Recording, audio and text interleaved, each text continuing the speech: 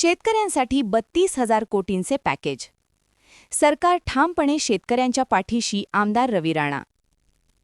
राज्यातील शेतकऱ्यांच्या अडचणी, नैसर्गिक आपत्तीमुळे झालेल्या पिकांच्या नुकसानीचा विचार करून मुख्यमंत्री व उपमुख्यमंत्री देवेंद्र फडणवीस यांनी तब्बल 32,000 कोटी रुपयांचे मोठे पॅकेज मंजूर केले, अशी माहिती आमदार रवी राणा यांनी दिली.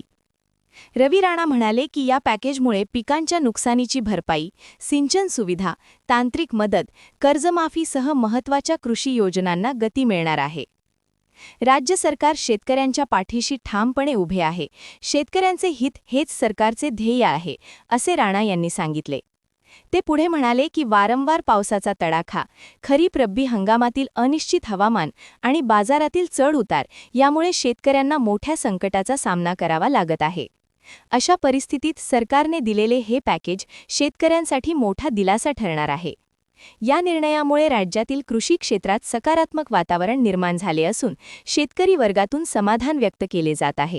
सोयाबीन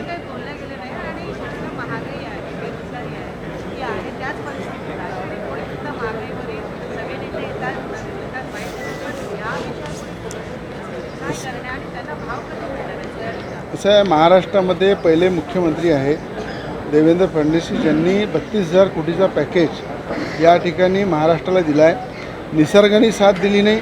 निसर्गाने साथ दिल्यामुळं शेतकऱ्याची पूर्ण जमीन उद्ध्वस्त झाली, पीक उद्ध्वस्त झाले. कापूस असो, सोयाबीन असो, संत्रा असो, तूर आहे, मूग आहे, ज्वारी आहे, मका आहे, सगळ्या पिकांबद्दल सरकारलासुद्धा चिंता आहे की भाव मिळत नाही.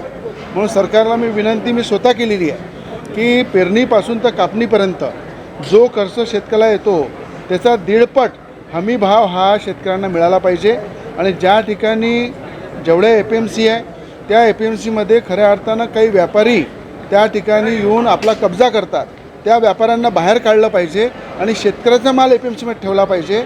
आणि पेरणीपासून तर कापणीपर्यंत 1.5 हमी भाव हा शेतकऱ्याला मिळाला पाहिजे.